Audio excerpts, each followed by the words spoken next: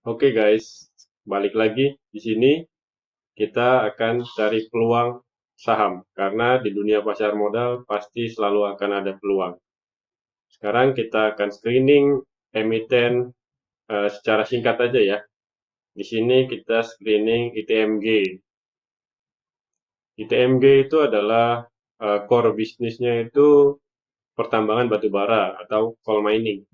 Jadi listing IPO-nya itu pada 18 Desember 2007. Lalu pengendalinya itu Banpu Mineral Singapura ya. Jadi Banpu Mineral Singapura itu anak perusahaan dari perusahaan raksasa Banpu Mineral Thailand. Ya sekarang harganya itu ada di 26.350 per lembar saham. Jadi kalau misalkan beli satu lot itu ada di 2.635.000. Itu satu lot ya atau 100 lembar. Nah, sekarang kita lihat IPS-nya. IPS-nya itu kuartal pertama tahun 2024 ini menurun ya, ada di Rp866 yang tahun sebelumnya itu 2.000. Karena tahun sebelumnya itu memang benar-benar anomali ya, eh, tidak bisa disamakan. Kalau misalkan 2024 ini kita bandingkan dengan 2021 itu meningkat karena harganya sekarang sedang normalisasi dan Q2 juga bisa bahkan bisa lebih tinggi daripada Q1 ya. Jadi ini IPS potensi untuk tahun ini sementara itu 3.463, DPR-nya itu dividen payout ratio itu ada di 65% lah ya. Kemudian kita lihat dari historical dividend. Dividen di sini saya sudah cari itu dari listing 2007 sampai sekarang 2024 nggak pernah bolong ya untuk membagikan dividen. Dividen ini juga sebagai indikator bahwa pengendalinya yang bagus ya. Jadi selalu membagikan dividen. Keuntungannya itu selalu dibagikan dan menghargai pemegang saham. Jadi tidak untuk pengendali itu sendiri ya. Dan sudah bagi itu selama 17 tahun. Berarti kedepannya itu kemungkinan bisa 99% itu bagi dividen lagi. Nah, sekarang kita lihat valuasinya ya.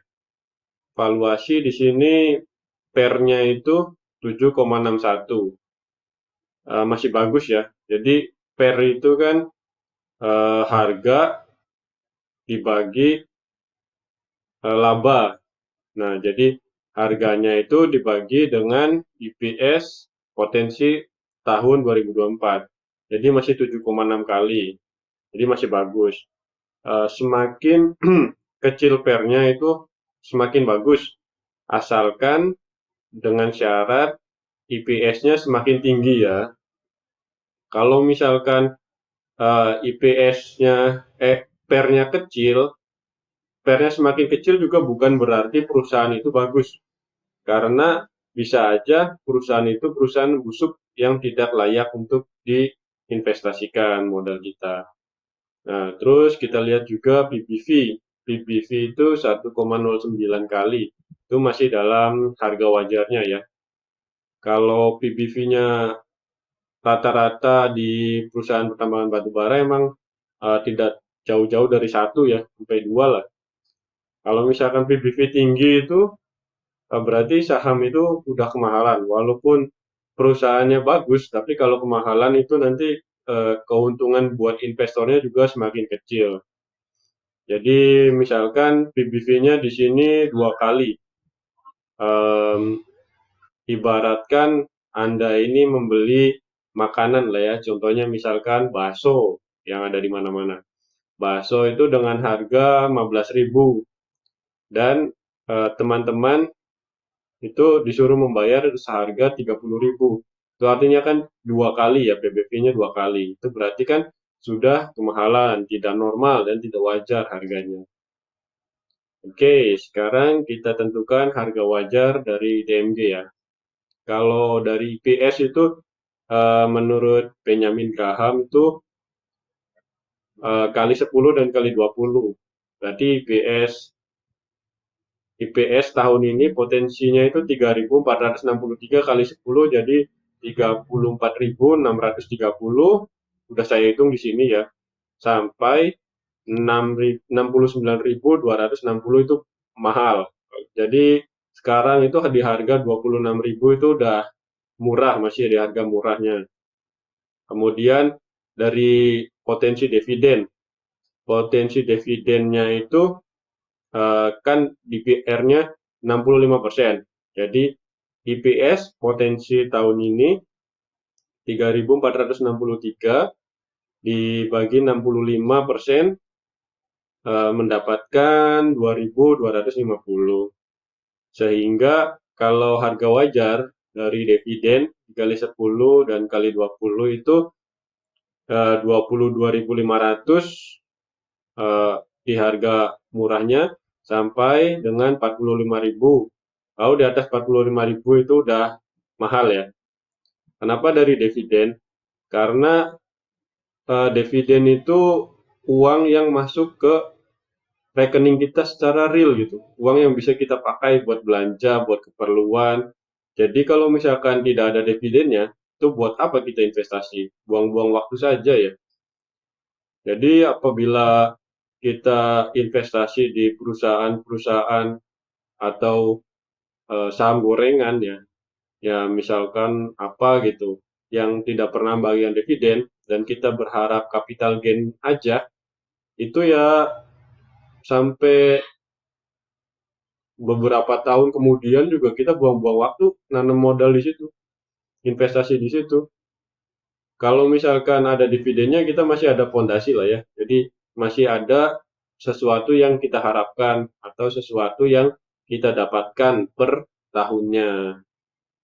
Kalau misalkan tidak ada dividennya, kita tidak dapat apa-apa, buang-buang waktu, malah uang yang kita investasikan bisa jadi boncos, malah rugi, bisa perusahaannya delisting, hilang dari bursa.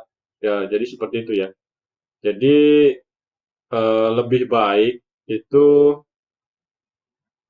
kita investasi di perusahaan-perusahaan yang jelas, yang record dividennya jelas, setiap tahun bagi dividen, dan dividen yieldnya yang gede, DPR-nya yang gede, perusahaannya yang sudah lama, supaya kita tidur bisa dengan nyaman, bisa sehat, tanpa memikirkan emiten kita. Walaupun emiten kita ini minusnya cukup dalam, tapi karena dividennya tinggi, DPR-nya tinggi, keuntungannya bagus, kita itu bisa tidur dengan nyenyak. Dan suatu waktu apabila mendekati pembagian dividen, pasti harganya kembali lagi ke harga yang kita beli. Setidaknya kita tuh mendapatkan dividen per tahunnya. Jangan sampai tidak ya. Oke, sekarang ini juga dividen yield-nya itu sekitar 8,5%. Jadi masih cukup bagus ya, 8,5%. Ini kan masih Q1 ya, Q1 IPS dari Q1.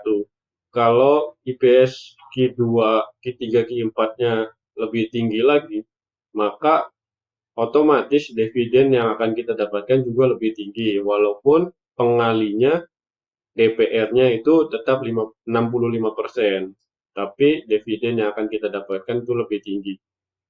Dan saran saya, apabila telah mendapatkan dividen, itu dibelikan lagi sahamnya supaya menumpuk, naik, meningkat, meningkat, meningkat, dan lebih banyak untuk beberapa tahun ke depan itu supaya lebih besar lagi. Jangan sampai eh, kalau kita belanjakan, ya nggak apa-apa sih kita belanjakan, cuma lebih baik itu dibelikan saham lagi. supaya investasi kita itu lebih meningkat dan lebih besar. Nah, suatu saat nanti juga kita bisa financial freedom atau keuangan itu kita tidak bekerja juga sudah eh, bisa mendapatkan passive income dari ini ya, dari saham. Tidak bekerja sampai mati. Kalau kita tidak bisa mendapatkan uang pada saat kita tidur itu, maka kita akan mencari uang sampai mati. Jangan sampai ya.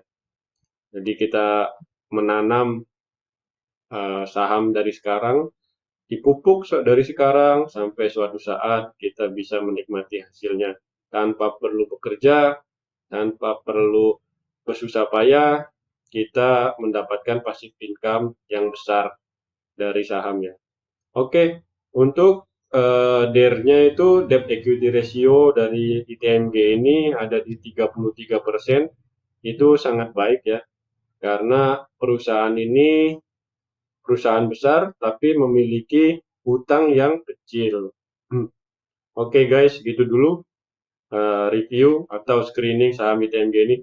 Menurut saya saham ITMG ini layak untuk dibeli ya, walaupun harganya itu sebanyak satu lot itu 2.635.000, tapi itu masih di harga normalnya. Bukan kita membeli saham yang Rp5.000 per lot atau 100 lembar, tapi perusahaannya busuk ya. Itu berarti 5.000 itu mahal. Coba Anda beli 5.000 itu beli 100 lot. Berarti kan berapa? 5.000, 500.000 ya. 500.000 Anda beli 100 lot tapi tidak mendapatkan apa-apa. Sangat rugi juga ya. Lebih baik ini perusahaan jelas 2.600.000, Anda selalu mendapatkan dividen 1 tahun 2 kali dan ya bagus. Tapi ini bukan ajakan jual beli ya. Saya cuma mereview atau screening singkat perusahaan. Keputusan tetap ada di tangan Anda. Thank you.